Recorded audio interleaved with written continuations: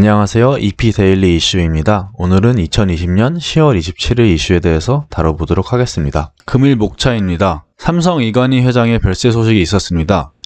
이에 따라 고 이건희 회장의 상속분과 그에 따른 상속세에 대해서 알아보도록 하겠습니다. 또한 삼성그룹이 지배구조가 어떻게 바뀌었는지 그리고 현재는 지배구조가 어떤지 엿보도록 하겠습니다. 다음으로는 주요 특수관계자들의 지분 현황에 대해서 알아보고 2019년 갑작스러운 고 조양호 한진그룹 전 회장의 사망 이후 그룹 지배권 계승이 어땠는지에 대해서 알아보도록 하겠습니다. 마지막으로 이 이슈에 대해서는 향후 예상 시나리오와 그의 고려 사항에 대해서 말씀드리도록 하겠습니다.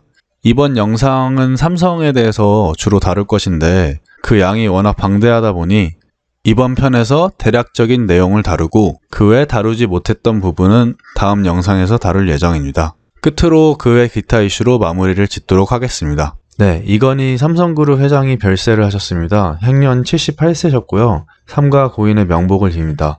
우선 첫 번째로 알아볼 정보는 고 이건희 회장의 지분 보유 현황입니다. 삼성전자 전체 주식 지분의 4.18%, 그리고 삼성전자 우선주의 0.08% 등 전체 시가총액 중 보유한 지분을 종목 이름 옆에 퍼센트로 나타내었습니다. 이에 대한 평가액은 지난주 금요일 23일 종가 기준 18조 2251억에 달한다고 합니다. 그렇다면 고 이건희 회장의 상속세의 규모는 어떻게 될까요? 우리나라 법에서 상속세의 세율은 30억 이상을 할 시 50%가 붙습니다. 그런데 이런 상속이 경영권 승계 관련일 경우 할증으로 20%가 붙어 평가액의 60%가량의 세금이 붙습니다. 그래서 단순 계산 시 대략 10조 9,350억가량의 상속세가 발생합니다. 참고로 평가액은 사망 전후 2개월, 총 4달이죠.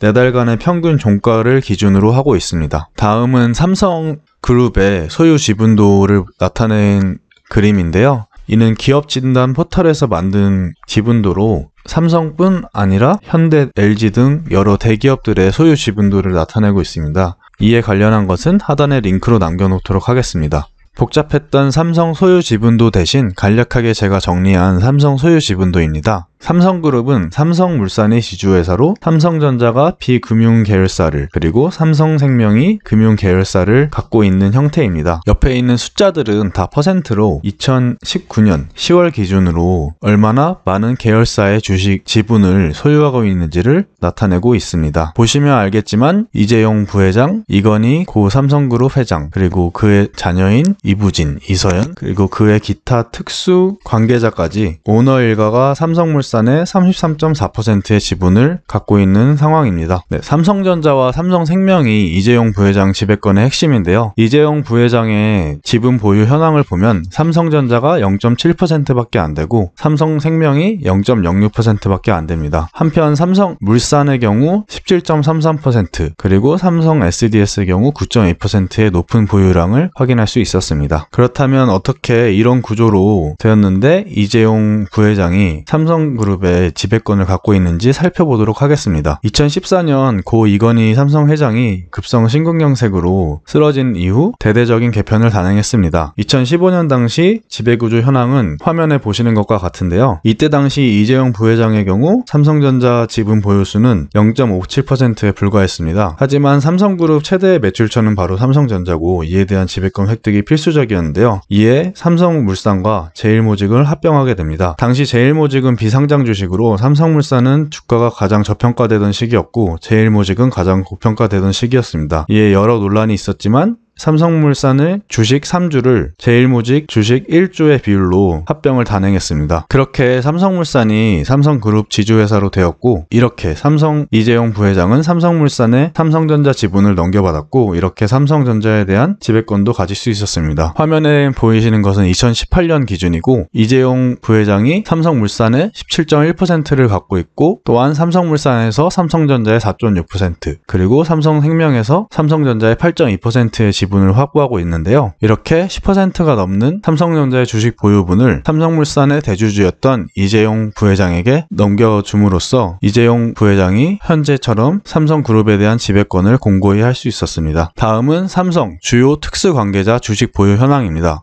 왼쪽 상단에 보이시는 분이 이부선, 그리고 하단에 보이는 분이 이서연 양입니다. 그리고 오른쪽에 보이시는 분이 고 이건희 삼성회장의 배우자였던 홍라이 여사입니다. 이부진 사장과 이서연 이사장은 삼성그룹에서 삼성물산 5.6%, 삼성 SDS 3.9%씩 동일하게 보유를 하고 있습니다. 한편 홍라이 여사의 경우 삼성전자 0.9%를 갖고 있고, 이는 이건희 회장을 제외한 특수관계자 중 가장 많은 삼성전자 지분을 보유하고 있는 상황인 겁니다. 그렇다면 삼성 주요 특수관계자들의 상속세는 얼마씩 부여될까요? 상속은 유언장의 여부가 큰 변수인데요. 대다수들의 증권사나 기사에서는 유언장이 있더라도 민법에 따르거나 지배구조에 큰 영향을 주지 않는 선에서 상속이 이루어질 것이라고 예측을 하고 있습니다. 민법에서 정하는 법정 상속분은 배우자는 1.5, 그리고 직계자손은 각각 1의 비율로 상속을 받습니다. 그러니까 자녀가 3명, 그리고 배우자인 홍라이 여사까지 4명이 있는데, 홍라이 여사가 자녀분들의 1의 비율로 상속받는 것에 50% 더 받게 됩니다. 그래서 이재용 부회장이 22.2%, 그리고 그의 이부진 사장, 이서연 이사장은 동일한 액수인 22.2%를 상속받을 것입니다. 그리고 홍라이 여사는 33.3%를 상속받을 것이며, 이렇게 되면 세 자녀가 2.4조, 그리고 홍라이 여사가 3.6조의 세금을 내게 됩니다. 그렇다면 2019년에 고 조양호 전 회장이 갑작스러운 별세 이후 지분 상황에 대해서 보면서 삼성그룹과 한번 비교를 하겠습니다. 당시 조양호 회장은 17.84%의 한진칼 주식을 갖고 있었고, 현 회장이신 조원태 님이 2.34%, 장녀 조연아가 2.31%, 차녀 조현민이 2.3%, 그리고 기타 특수관계인이 2.3%를 보유하고 있던 상황이었습니다. 참고로 한진칼이 한진그룹의 지주회사입니다. 한진칼의 상속은 어떻게 이루어졌는지 보도록 하겠습니다. 당시 한진그룹은 조연아, 조현민 양 등의 갑질 논란 등으로 상당히 여론이 안 좋은 상황이었고, 고 조양호 전 회장의 갑작스러운 병세 악화로 지배 구조를 확고히 할 수도 없었던 상황이었습니다. 이에 고 조양호 전 회장의 배우자 조원태, 조연아, 조현민 3남매에게 민법에 따른 상속이 이루어졌습니다. 이에 따라서 2,700억 원에 달하는 상속세가 발생했으며 5년간 6차례로 납부하는 연부연납의 형태로 납부하기로 되었었습니다. 이에 따른 자금을 위해 고 조양호 회장의 퇴직금, 그리고 주식담보대출 등으로 상속세에 대한 자금을 확보하고 있는 상황입니다. 한편 외부 세력 중 KCGI라는 사모펀드와 조연아가 손잡고 조원태 회장의 반기를 드는 등 여러모로 어수선한 상황입니다. 이에 대한 공방은 두고 봐야 할 것 같습니다. 삼성과 한진칼의 차이는 어떻게 될까요? 일단 시가총액에서 어마어마한 차이가 납니다. 삼성의 경우 경영권 관련 분쟁이 일어날 경우 그 액수가 너무 커서 이서연, 이부진 측에서 들고 일어나려고 해도 그 영향이 한국 경제에 큰 영향을 줄 수 있기 때문에, 그리고 그 액수가 워낙에 커서 외부 세력이 쉽사리 개입하기 힘듭니다. 그렇기에 이런 움직임에 대해서는 조심히 할 것이고요. 또한 지배구조 개편 여부가 있습니다. 앞서 말씀드렸듯이 삼성은 2014년 이후에 지속적인 지배구조 개편을 단행했고, 이에 이재용 부회장에게 그 지배권이 안정적으로 계승된 상황입니다. 반면에 한진칼의 경우 여론과 여러 상황이 어수선함에 따라, 그리고 갑작스러운 병세 악화로 고 조양호 회장이 돌아가셨기 때문에 명확한 지배구조가 없었습니다.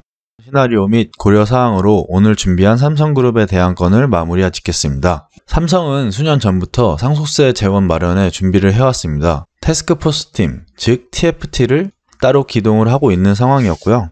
하지만 삼성그룹이 추가적인 재원이 필요한 상황이 올 수도 있습니다.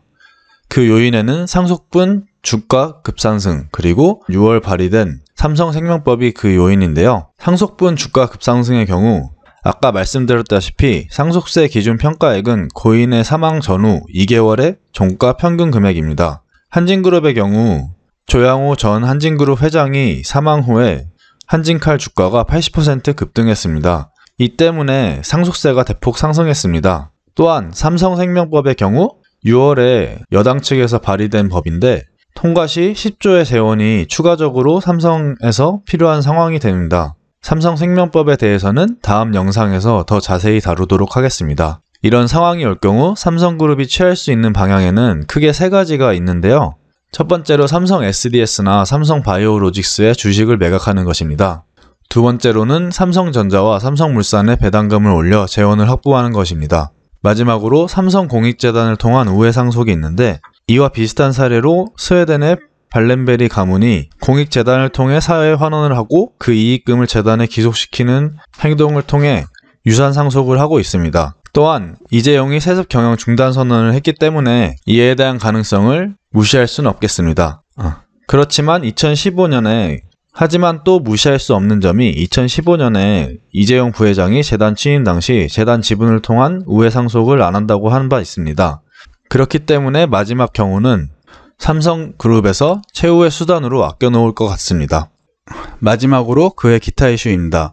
던킨 브랜드 그룹이 인스파이어 브랜즈의 주당 $106, 시총 10조 원가량으로 매각을 추진하고 있다고 합니다. 사모투자회사인 로크캐피털이 소유한 인스파이어 브랜즈는 국내에는 유명하지 않지만 해외에서 유명한 여러 외식 브랜드를 소유한 그룹입니다. 다음으로는 유럽이 남아메리카 다음으로 코로나19 영향으로 25만 명이 넘게 사망했다고 합니다. 현재 하루 20만 명이 넘는 감염자가 발생하고 있기 때문에 유럽의 경제 상황이 당분간은 안 좋을 것이라 예상됩니다. 또한 블랙 프라이데이 그리고 중국 관군제 등 연말 소비를 앞두고 명품 브랜드들의 약진이 있었습니다. 구찌 그리고 발렌시아를 거느린 프랑스의 캐링사, 루이비통, 에르메스 등 올해 3월 19일 기준 지난 20일까지 40%가 넘는 주가 상승이 있었습니다. 또한 국내 명품 브랜드들과 카드사에서 블랙 프라이데이 관련 이런저런 행사를 하고 있기 때문에 카드사와 국내 명품 브랜드들의 실적 상승도 기대가 됩니다. 마지막 소식입니다. 오는 11월 구글에 이어서 미 법무부의 반독점 소송 제기 상대가 페이스북일 것이라는 말이 있습니다. 한편 페이스북은 작년 7월 개인정보 유출 등의 명목으로 $50억 벌금이 부과되었었습니다. 네, 지금까지 EP데일리였습니다.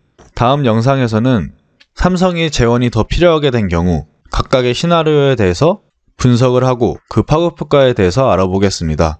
또한 미 부양책 합의가 곧 결과가 나올 텐데 이것에 대해서도 다뤄보도록 하겠습니다. 지금까지 엑시플랜이었습니다. 구독과 좋아요는 저희에게 큰 힘이 됩니다. 앞으로 더 발전된 모습 보여드리도록 하겠습니다. 감사합니다.